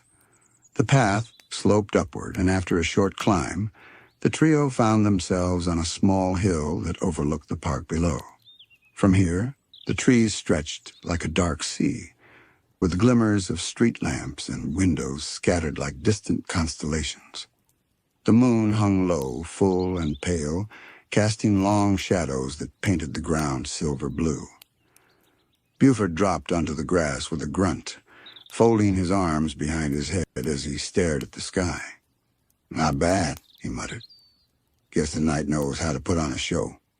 Isabella sat beside him, hugging her knees while Baljeet adjusted his flashlight until it rested safely against the ground. They didn't need it now. The moonlight was enough.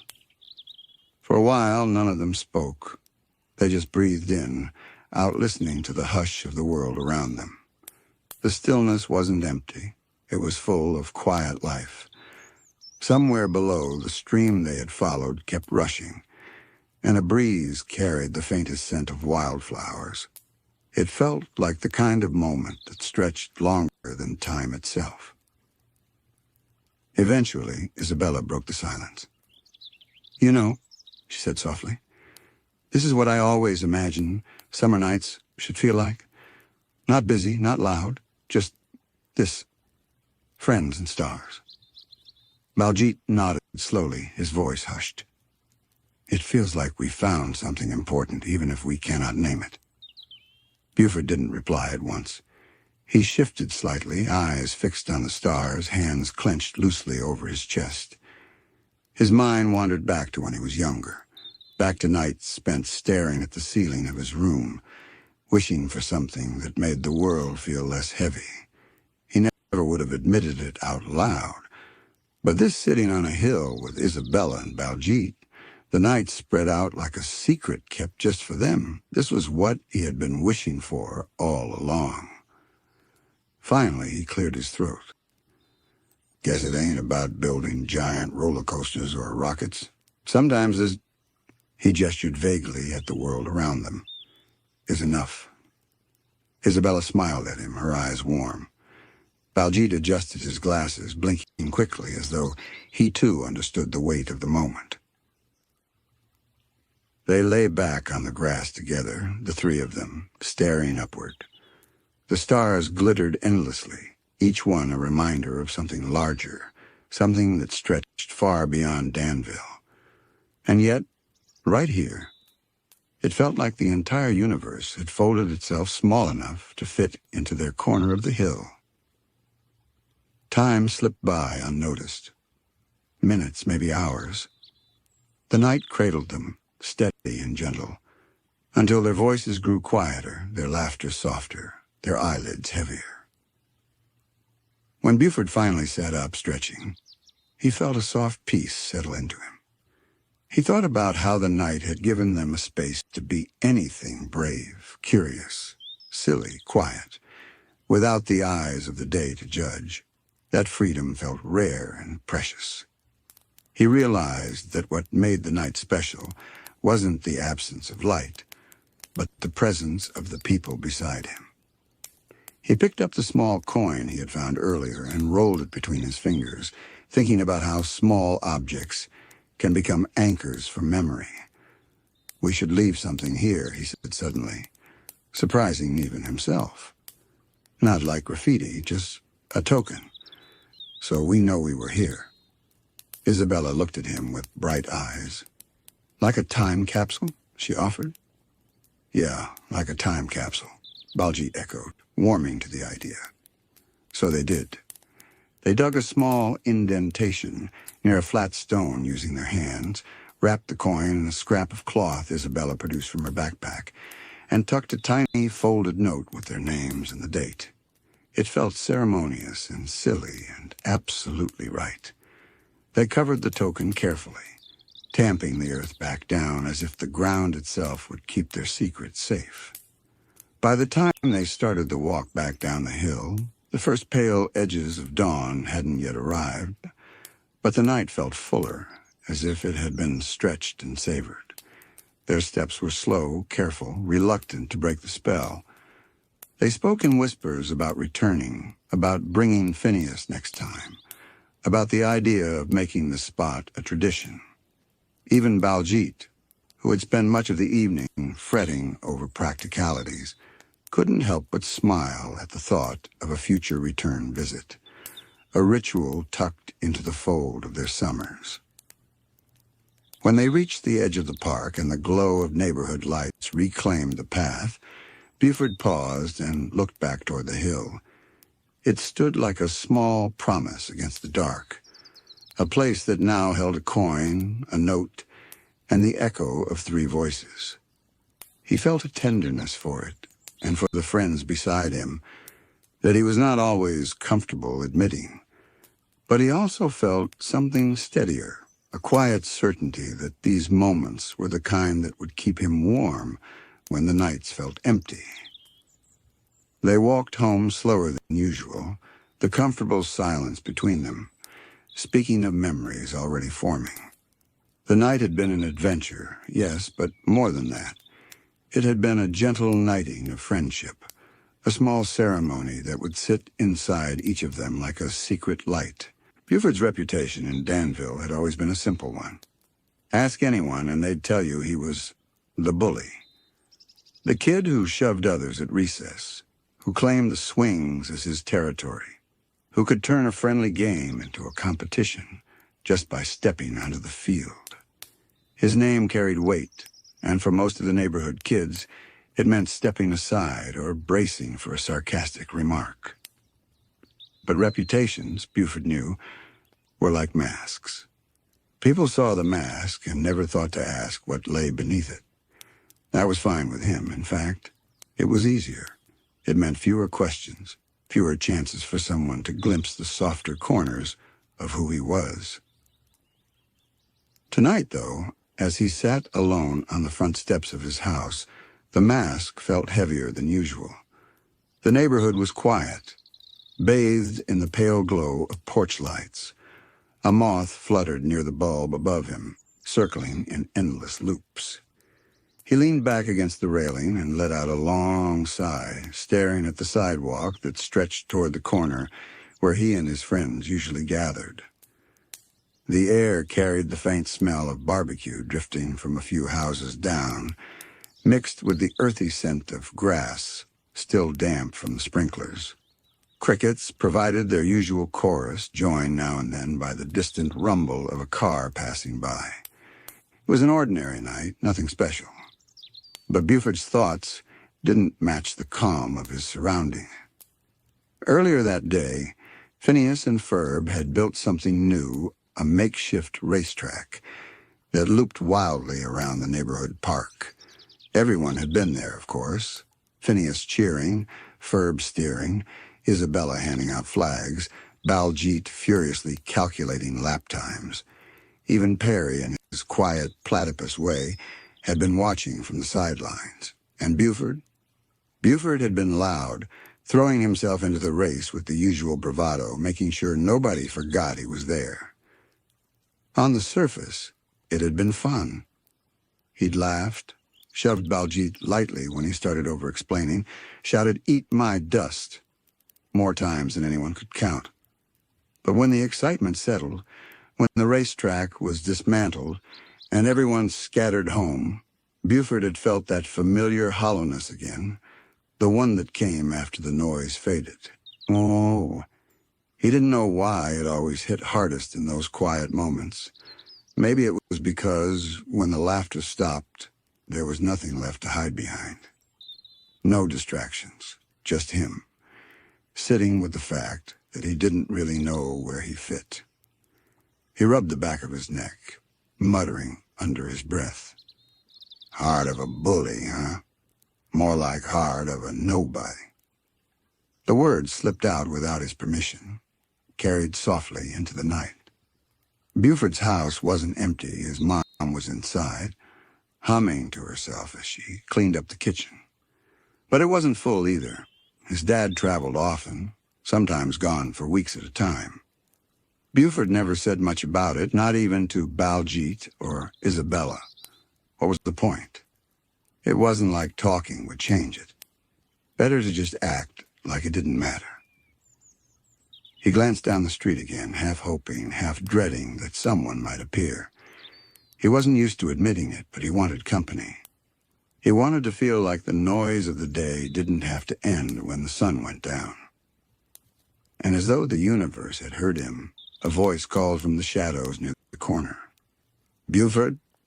That you?" He squinted and saw Baljeet approaching, a cautious silhouette under the streetlight glow. Of course it was Baljeet. It was always Baljeet who showed up in moments like this, sometimes reluctantly, sometimes with a nervous comment ready, but always there. "Yeah, it's me," Buford said, trying to sound casual. "What's it to you?" Baljeet ignored the tone, climbing the steps to sit beside him. He fiddled with the hem of his shirt for a moment before speaking. "You were quieter than usual after the race today." Buford blinked. "What, you taking notes on me now?" "No," Baljeet replied softly. "But I notice things. You are loud, yes, but you are also different when no one is watching." Buford looked away quickly, focusing on the moth still circling the porch light. He didn't like where this was going. Baljeet noticing was one thing. Baljeet saying it out loud was another. After a pause, Baljeet added, "You know you do not always have to be the bully." The words hit Buford harder than he expected.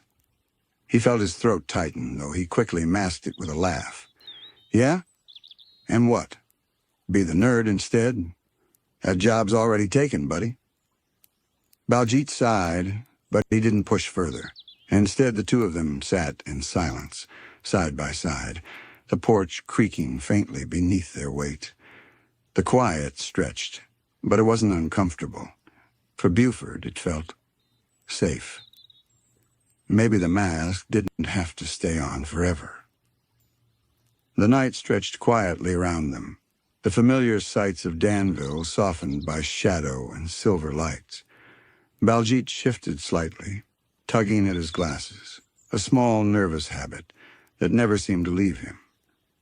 Buford noticed it now, seeing it in a different light, a reminder that everyone had their own quirks, their own ways of holding themselves together, just like him.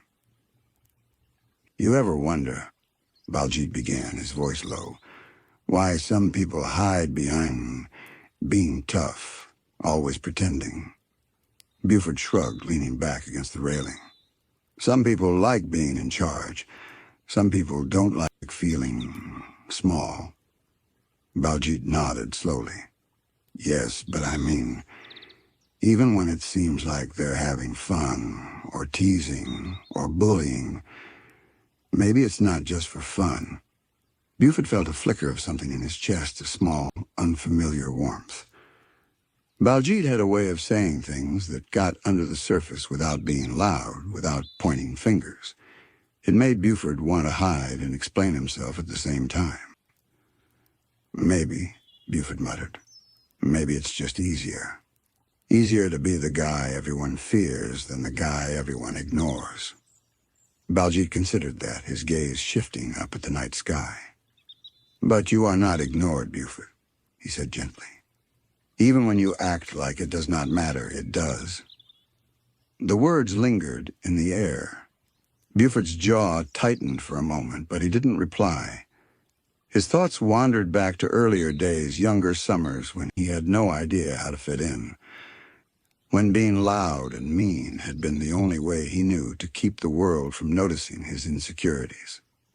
The memory wasn't painful exactly, but it carried the weight of truth he rarely faced. "You know," Baljeet continued, "sometimes the strongest people are the ones who let their guard down. Not all the time. No, but even a little. It matters." Buford shifted his weight, staring at the street below.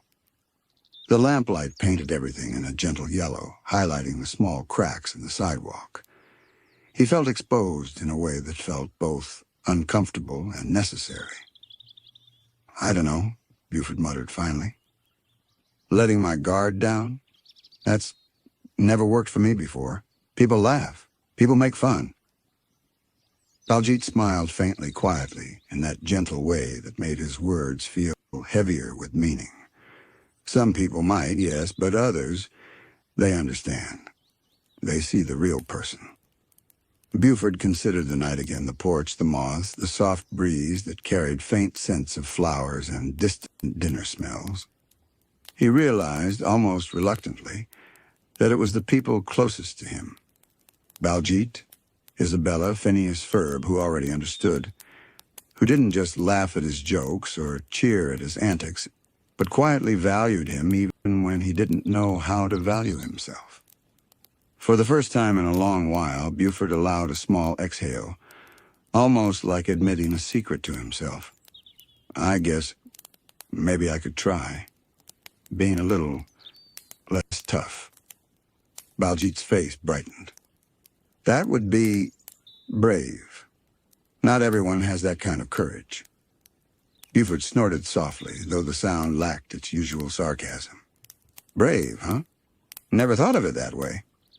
They sat together a while longer, listening to the faint hum of the neighborhood. Somewhere in the distance, a dog barked once and then fell silent. The air smelled faintly of night-blooming flowers and damp earth, calming, steady. Buford felt that, for the first time in a long time, the heaviness of his reputation loosened a little. "You ever feel," Baljeet asked, "like sometimes we have to be the villain in our own story before we understand our own heart?" Buford stared at the stars. The question settled into him, heavy and strange, but not unwelcome. He thought about the pranks he'd pulled, the playground scuffles, the jokes that had stung a little too much. Each one had been a shield, a mask, a way to keep the world at arm's length.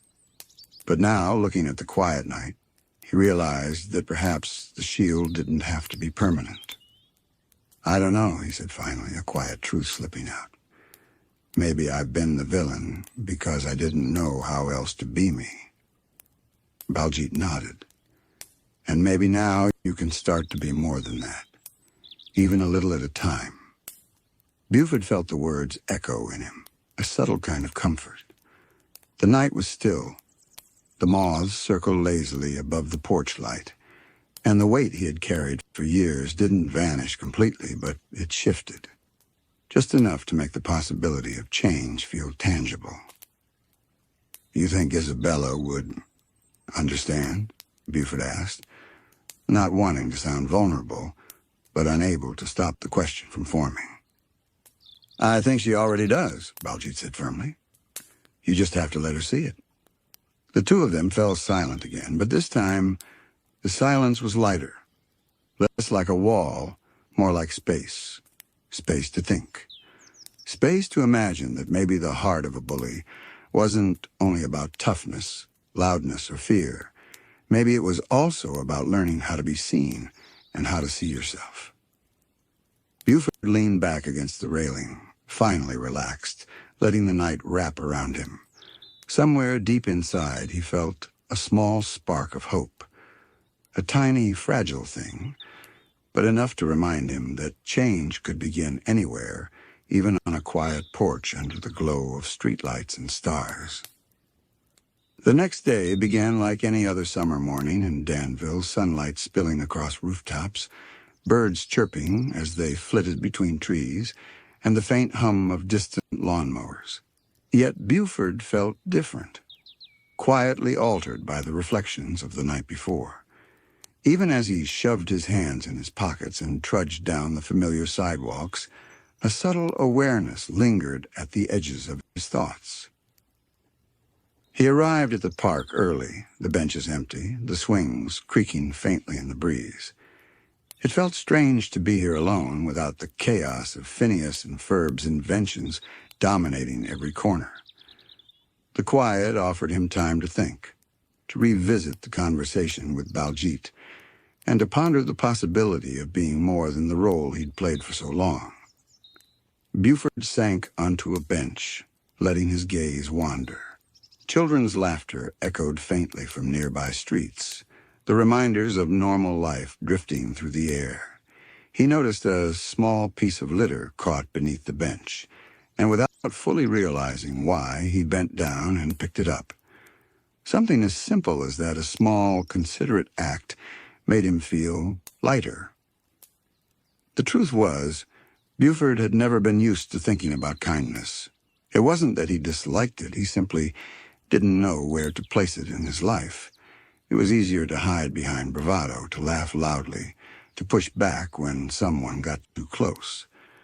But the night had shown him that there was another way, a quieter way, and it was tugging at him now in the soft light of day. Just as he straightened, he heard footsteps approaching. Isabella's familiar voice called out, "Hey, Buford!" She came into view, notebook in hand, her smile as warm as ever. "I saw you walking past the fountain earlier. Thought you might want company." Buford hesitated, almost instinctively ready to mask his thoughts with sarcasm or gruffness. But he didn't. Something in him wanted to be genuine, even if only for a moment. "Yeah, sure," he muttered, patting the bench beside him. Isabella sat down, her eyes scanning the quiet park. "You've been awfully thoughtful lately," she said lightly. "Not in a bad way, just quieter, observant. I like it."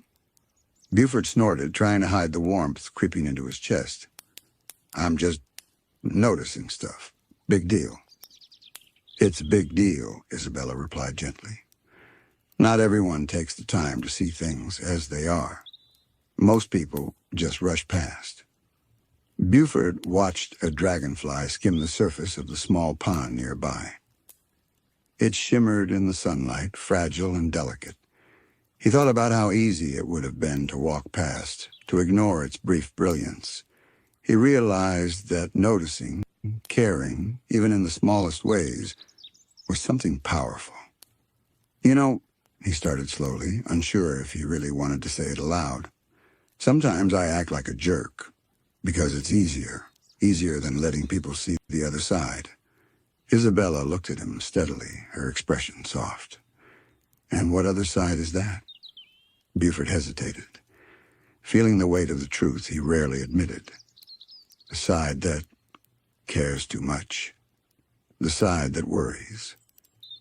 The side that doesn't always know what to say but wants to do the right thing. Most people wouldn't understand it, so I hide it." Isabella reached out and lightly touched his shoulder. "I understand. You've always had a good heart, Buford. Sometimes it's just buried under all the noise." The words hit him in a way that left him silent, staring at the pond. He thought about the nights he'd spent masking himself, hiding vulnerability behind laughter and toughness. It had been a shield, yes, but also a cage, and for the first time, he realized he could start to take it off, even if only in pieces. Baljit's words from the previous night drifted back to him as if carried by the wind, even a little at a time. Buford let out a slow breath. Maybe he didn't have to change everything at once. Maybe small gestures, quiet honesty, and a little trust were enough to begin. For the next hour, they wandered through the park together, speaking softly about trivial things, the shape of clouds, the patterns of leaves in sunlight, the odd quirks of local squirrels. It was ordinary, yet it felt monumental to Buford. Every conversation, every shared glance, reminded him that relationships weren't built on loud declarations or acts of bravado, but on understanding and presence. He noticed how Isabella laughed softly at something Baljit said, how her eyes crinkled in amusement. He noticed the gentle care with which she approached the small world around her, and he noticed himself, for the first time, feeling the urge to be worthy of that trust, of that attention. By the time the sun dipped lower, casting elongated shadows across the park, Buford felt a quiet shift within himself. The mask of the bully had loosened, not vanished, but softened. He understood now that being strong didn't always mean being tough. Sometimes strength was found in honesty, in vulnerability, in small acts of kindness. As they prepared to leave, Buford lingered for a moment, looking back at the pond shimmering in the golden light. The reflection of the trees, the clouds, and the quiet surface of the water mirrored something he hadn't recognized before. A boy learning to balance the mask with the heart beneath, finding the courage to be seen without fear. Walking home, he felt lighter, not because his past vanished or because his reputation had changed, but because he had glimpsed the possibility of a new path, one where he could be himself wholly and imperfectly, without hiding behind the loud exterior that everyone expected. And for Buford, that realization, soft as it was, felt like the beginning of something far more lasting than any prank, any race, or any playground victory. The evening settled into Danville like a slow sigh, painting the streets in muted oranges and deepening shadows. Buford walked beside Baljit and Isabella, their steps quiet on the sidewalks, the air carrying the faint scent of freshly cut grass and evening blossoms.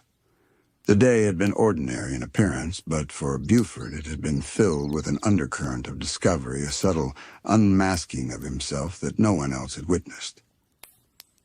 He glanced sideways at Isabella, who was sketching lightly in her notebook, her pencil moving in gentle loops.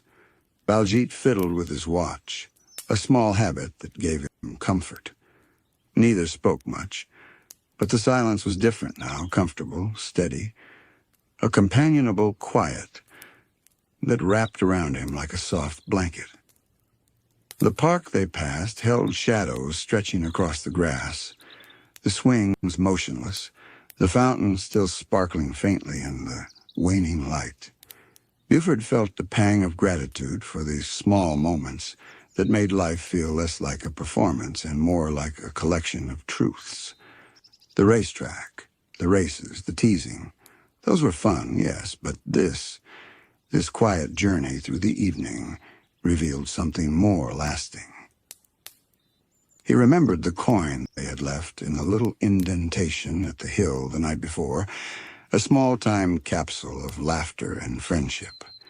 It seemed to hum in his memory, a reminder that moments mattered not for their size or grandeur, but for the intention behind them. And Buford understood now that intention could be gentle, careful, thoughtful, even in the heart of a boy known for loudness and mischief. A breeze swept past, carrying leaves in lazy spirals across the sidewalk. Buford reached down, catching one and rolling it between his fingers. Its edges were crisp, yet delicate, like the subtle realization forming within him. Vulnerability was not weakness. Showing care, admitting uncertainty, offering kindness, these were not flaws, but strengths he had long overlooked. Baljeet looked up suddenly, pointing to a small glow in the distance where streetlights caught the edges of an empty playground. "The world has many quiet corners," he said softly. "Places where things can grow, even when no one notices."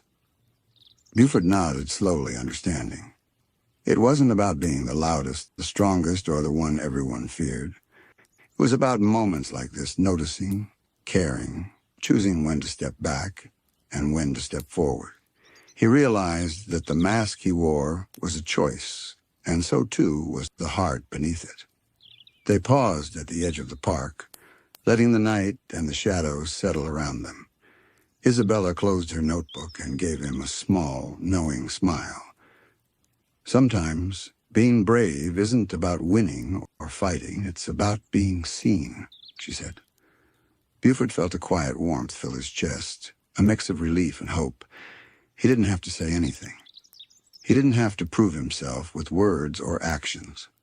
For the first time, he allowed himself to simply be to acknowledge that the loud, tough exterior and the hidden heart could coexist, each part learning from the other. He exhaled slowly, letting the tension he hadn't realized he carried drift away. The streets of Danville stretched before them, familiar yet changed, carrying a sense of potential that felt both gentle and expansive. Buford noticed the subtle sounds of the night, the rustle of leaves, the distant hum of traffic, the quiet flutter of wings from unseen birds, and allowed himself to simply listen, simply feel. As they walked on, Buford thought about the days ahead, about small choices that could make a difference, about the possibility of being more present, more understanding, and more honest with himself and with those around him. The thought was not overwhelming. It was steady, like a soft current beneath the surface, carrying him forward. He realized that a heart could grow, even in a boy known for rough edges. Even the loudest, most brash, or most stubborn exterior could shelter a quiet strength, a gentle kindness that had been there all along, waiting for recognition.